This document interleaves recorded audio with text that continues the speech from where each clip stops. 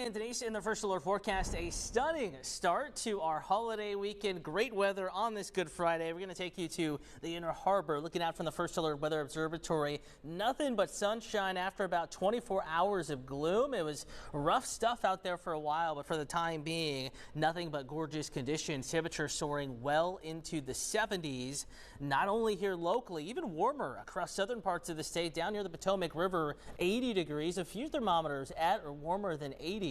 Adjacent to D.C., both sides of the metro there, upper 70s to near 80 over into Westminster. Now notice where the yellows are right along the bay.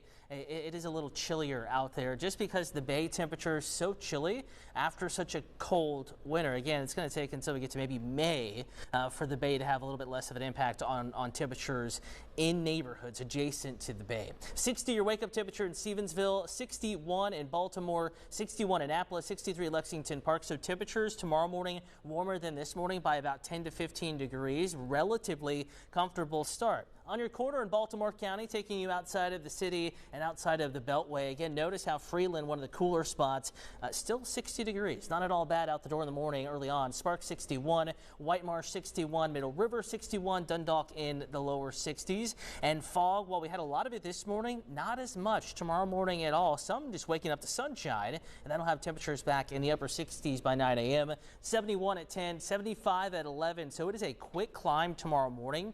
Afternoon temperatures similar to what they were 2 days ago. We're back in the mid to even upper 80s. Notice College Park, a high of 88, Westminster 87, La Plata 86. There's that difference though next to the Chesapeake. 77 in Annapolis, 77 Stevensville, Kent Narrows, Tillman Island, Kent Island. Anyone right on the water, but both sides of the bay will probably hang out in the 70s. But hey, with sunshine, even that, not at all bad. Pretty nice out there. If you're grilling for friends, family, loved ones before the big Easter holiday, it is going to be one of those afternoons. It's a little warmer next to the pit, so make sure you tip the grill master out there. You're going to be sweating with temps in the 80s right there next to the heat of the grill.